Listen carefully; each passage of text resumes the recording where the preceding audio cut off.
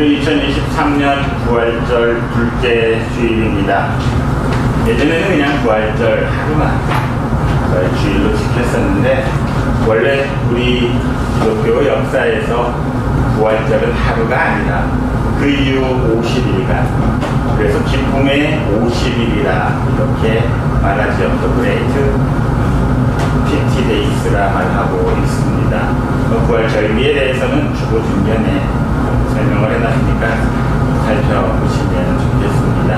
그래서 성령 강림이 이루어지는 그날까지, 그 전까지를 부활절기로 기쁨과 평화의 기간으로 우리가 지키고 있습니다.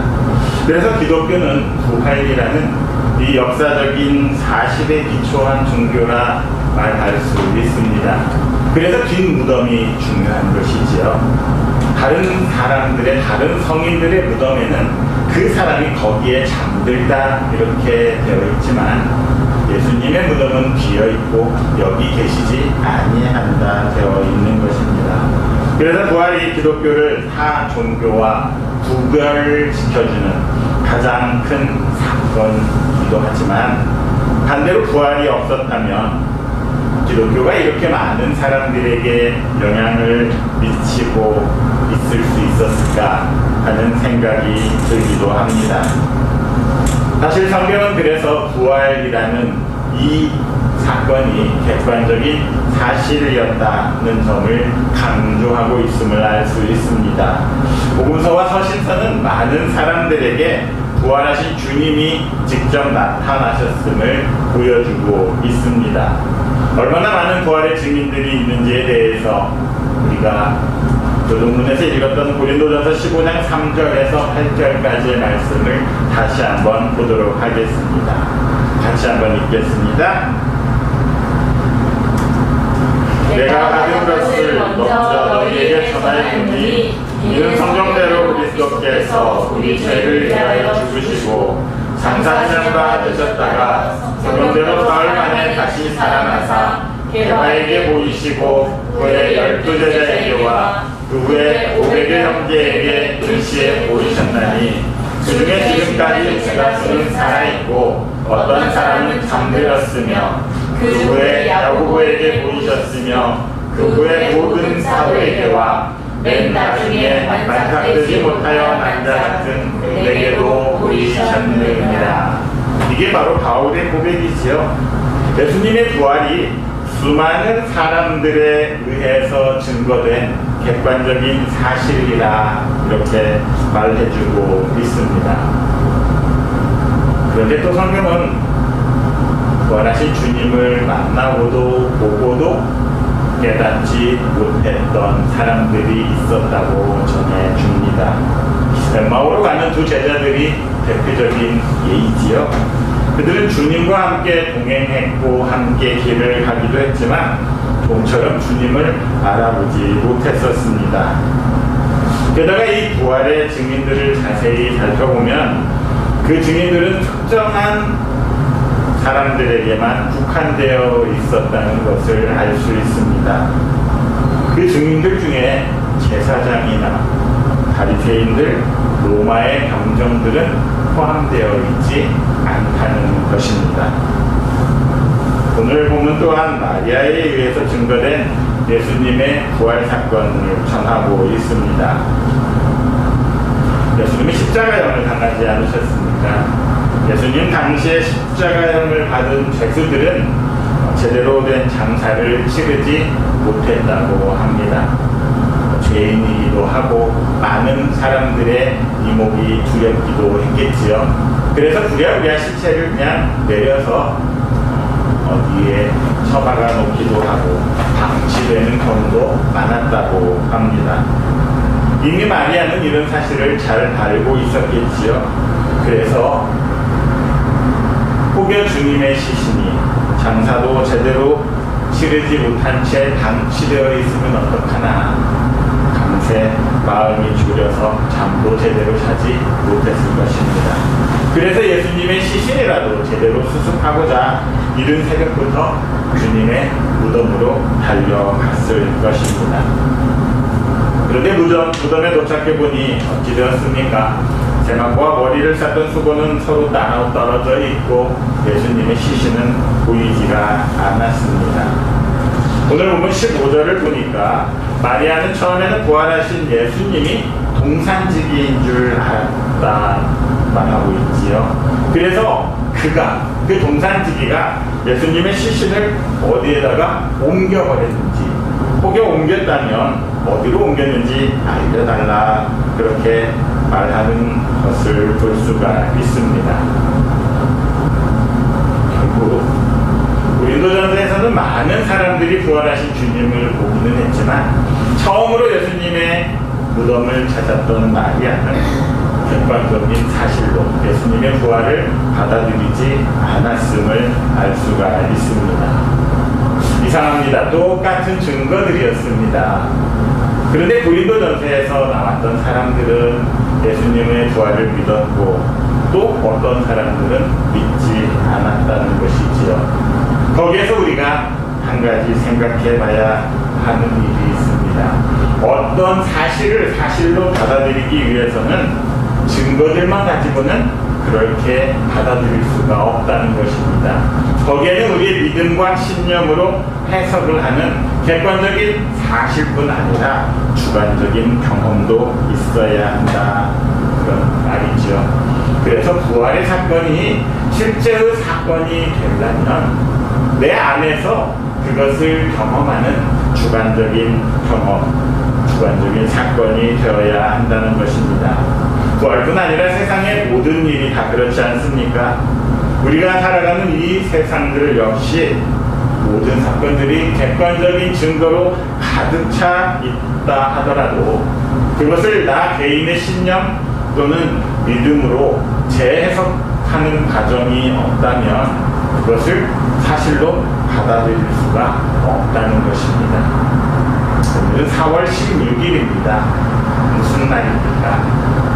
9년 전에 세월호 사건이 있었던 바로 그날이지요. 얼마나 객관적인 증거들, 사실들이 많이 있습니까? 하지만 아직도 이것을 인정하지 않는 사람들도 있다는 것이지요. 그들은 자신 안에서 자신의 경험으로 그것을 받아들이지 못하기 때문입니다. 그래서 어떤 사건이 실제로 일어난 사건이라 믿기 위해서는 객관적인 어떤 증거들, 사실들만이 중요한 것이 아니라 그것을 사실로 받아들이는 주관적인 경험이 훨씬 더 중요함을 알 수가 있습니다. 그래서 이 세상에 가짜 뉴스가 기승을 부리고 있는 것이겠지요. 그렇게 자기들에게 맞는 입맛대로 받아들이게 하기 위해서 있지도 않은 사실들을 주관적인 경험으로 나타내게 하고 있는 것입니다. 부활은 많은 사람들이 믿지 못하는 사건 중에 하나입니다. 오늘날 그리스도인들 중에서도 예수의 그리스도 되심, 즉 부활을 믿기 어려워하는 사람들이 많이 있습니다. 이것은 오늘날에만 있는 일은 아니지요. 예수님이 부활하셨던 그 당시에도 많은 사람들은 믿지 못하는 일이 있었습니다. 그러니까 이것은 2000년이 넘은 뿌리 깊은 불신이라 말할 수 있습니다.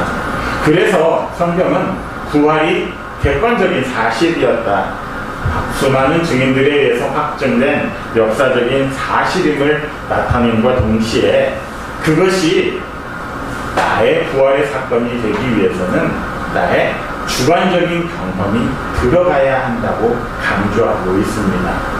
내가 부활을 믿지 못한다는 것은 내 삶에서 부활을 경험해보지 못했다는 이야기입니다. 내 삶에서 부활하신 주님을 만나지 못했다는 말이지요. 부활에 대한 믿음의 눈이 열리지 않으면 결코 경험할 수 없는 것이 부활의 사건입니다. 어디 부활뿐이겠습니까? 성경에 나오는 모든 이적들과 기적들은 내가 직접 성경 안에 들어가서 관상하면서 깨닫지 못한다면 그것은 나의 것이 될 수가 없는 것이지요. 믿을 수가 없는 일들이 되는 것입니다. 그래서 오늘 본문이 중요합니다. 오늘 본문을 통해서 우리는 왜 마리아는 부활을 즉각적으로 깨닫지 못했는지, 그리고 어떻게 해서 부활을 알게 되었고, 결국 부활을 알기 위해서는 무엇이 필요한지를 알 수 있기 때문입니다. 본문에 나오는 막달라 마리아는 우리가 흔히 생각하는 보통의 일반적인 사람은 아니었습니다. 누가복음 8장 2절과 3절을 보면 이런 말씀이 있습니다. 같이 한번 읽겠습니다. 또한 악기를 쫓아내심과 병 고침을 받은 어떤 여자들, 곧 7 귀신이 나간 자 막달라인이라 하는 마리아와 헤롯의 성직이 구사의 아내 요한나와 수산나와 다른 여러 여자가 함께하여 자기들의 수요로 그들을 섬기더라. 막달라인 마리아는 어떤 사람이었습니까? 7 귀신이 들렸다가 예수님으로부터 은혜를 받아 고침을 받은 사람이라는 것을 알 수가 있습니다. 7 귀신이라고 하니까 진짜로 7 귀신이 몸에 들어간 그 숫자로 받아들이는 건 조금 어려운 사실일 것입니다. 여기서 7이라는 것은 그녀가 온갖 잡기에 사로잡혀서 사람이라고 하기에는 힘든 상태, 말 그대로 완전히 정신이 나간 상태였다, 이렇게 받아들이는 것이 맞을 것 같습니다. 아무도 그녀를 사람으로 취급해 주지 않는 정신 나간 여자였다, 이렇게 설명하고 있는 것이지요. 그런데 그런 여자를 예수님께서는 마리아를 사람으로 대해 주셨고 사람답게 살아갈 수 있게 해주셨던 것입니다. 엄청난 은혜를 받았다는 것입니다. 그래서 마리아와 예수님의 관계는 참 특별한 관계라 말할 수가 있는 것이지요. 그런데 그런 마리아조차도 부활하신 예수님을 금세 알아보지 못했습니다. 예수님을 동산직이라 착각을 했던 것이지요. 장사된 지 4월 만에 다시 살아나시겠다, 3번씩이나 말씀으로 예언을 해주셨지만 그 말씀을 마리아는 알지 못하고 있었습니다. 그래서 오늘 본문도 그렇게 말하고 있지 않습니까? 9절은 그들은 성경에 그가 죽은 자 가운데서 다시 살아나야 하리라 하신 말씀을 아직 알지 못하더라, 그렇게 말하고 있습니다. 마리아는 예수님의 시체가 없어진 것을 깨닫고는 곧장 매달려서 베드로와 예수님이 사랑하시는 제자 요한에게 달려갔습니다. 왜 그랬을까 궁금하지 않으십니까? 당시 여자의 증언은 아무도 인정해 주지가 않았습니다. 여자 자체를 사람으로 취급하지 않은 시대였죠. 그래서 어떤 사실을 증언하려면 남자 2명 이상의 증언이 있어야 했습니다. 그래서 베드로와 요한을 데리러 갔던 것이죠. 시체가 도둑맞았다는 이 사실을 아무도 인정하지 않을 것이기에 베드로와 요한에게 말하러 갔던 것입니다. 지난주에 우리 복음관상 본문이 요한복음 20장 1절에서 11절까지였지요. 안식 후 첫날 주일이었습니다. 아직도 어두운데 마리아는 무덤으로 갔습니다. 9절에서 앞에서 말한 것처럼 그녀는 아직 예수님이 부활하신 사실을 모르고 있었던 것 같습니다. 그러니 그 시신이 있는 동굴로 가기가 얼마나 싫었겠습니까? 얼마나 가고 싶지 않았겠습니까? 뒤척이다가 억울함도 서러움도 북받쳐 올라와서 그 가기 싫어하는 마음을 몇 번이나 추스러서 무거운 몸을 억지로 이끌고 무덤가에 갔을 것입니다. 하지만 그처럼 거대했던 돌문은 열려져 있었고 예수님의 시신은 온데간데에 없어졌습니다. 누군가가 훔쳐간 것이 분명합니다. 아니, 아무런 죄도 없으신 분이 십자가에서 돌아가신 것, 죽으신 것만 해도 참 기가 막힐 일인데 이제는 그 시신까지 없어졌으니 얼마나 더 억울하고 이제는 제정신이 아니었을 것입니다. 다른 제자들이 이 사실을 확인했을 때 그녀에게는 이제 마지막 남아있던 희망마저도 다 사라져버렸음을 알 수 있습니다. 참 쓸데없는 삶을 살았구나. 이 세상에서 내가 가장 비참한 자구나. 이제는 더 이상 아무런 의욕도 의지도 희망도 없는 이 세상에서 가장 비참하고도 불쌍한 사람이 바로 나라는 생각이 들었던 것이지요. 그래서 그녀는 그 북받치는 슬픔에 서서 울 수밖에 없었을 것입니다. 지금까지 애써 참아왔던 눈물이 솟구쳐 올라와서 참을 수가 없었던 것이지요. 왜 이렇게 답답한 일들만 자꾸 일어나는 것입니까? 왜 내 인생은 이렇습니까? 왜 주님은 죽어서까지 시신이 도적질 당하는 수모를 겪어야만 하는지 이해할 수가 없었습니다. 십자가에서 돌아가신 것, 고난받으신 것, 무덤이 비어있는 것, 어느 것 하나 이해가 되는 것이 없었던 것입니다. 그런데 그녀에게는 주님의 말씀이 없었습니다. 이 모든 것들이 다 무엇입니까? 자신의 생각이지요. 그녀는 자신의 고정관념으로 가득 차 있었기에 지금 절망과 죽음이라는 동굴 안에 갇혀 있는 것입니다. 베이컨이라는 철학자가 동굴의 우상이라는 말을 했습니다. 동굴은 자기만의 고정관념에 사로잡혀서 무엇인가 객관적인 것을 보지 못하는 것, 새로운 사실들을 인정하지 못하는 것을 말합니다. 그런데 마리아만 이렇게 있는 것은 아니지요. 부활을 믿지 못하는 우리 역시도 마찬가지입니다. 내가 처한 상황에 갇혀 있기 때문에 도무지 부활을 믿지 못하는 절망과 죽음의 동굴 안에 갇혀 있는 것입니다. 엠마오로 가는 두 제자들도 마찬가지 아니었습니까? 자기만의 감정, 그 절망의 감정에 갇혀 있었기 때문에 주님이 옆에 나타나셨어도 깨닫지 못하는 것입니다. 사람은 나이가 들어갈수록 이 힘든 세상에서 오래 살다 보니까 그 경험으로 인해서 자신만이 가지는 고정관념이라는 것이 더욱더 확고하고 굳건해지는 것을 알 수 있습니다. 세상 사람들은 세상에서는 돈으로 안 되는 일은 없다 흔히들 말하지요.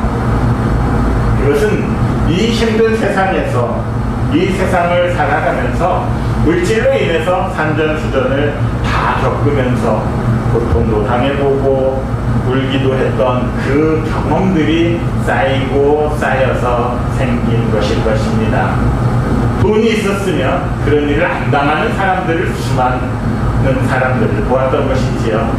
하지만 돈이 없어서 당하지 않아도 될 고통을 당하는 그런 경험들도 하고 보았던 것이지요. 그래서 세상에서 돈으로 안 되는 일은 없다는 고정관념들이 생긴 것입니다. 이렇게 한번 고정관념이 사로잡히게 되면 새로운 사실들을 받아들이기가 참 쉽지 않습니다.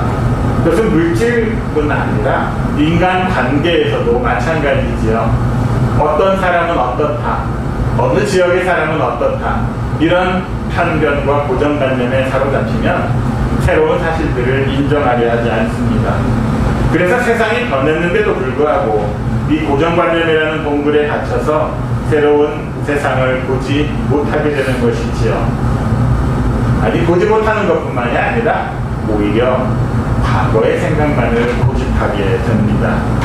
그래서 그 생각에 반대되거나 거슬리는 사실들을 전혀 받아들이지 않게 될 뿐 아니라 이제는 그것들을 받아들이지 못하는 이유들마저 내가 객관적인 사실로 찾아가고자 합니다. 그래서 이것은 이게 안 맞고 저거는 틀려. 그래서 받아들일 수가 없어.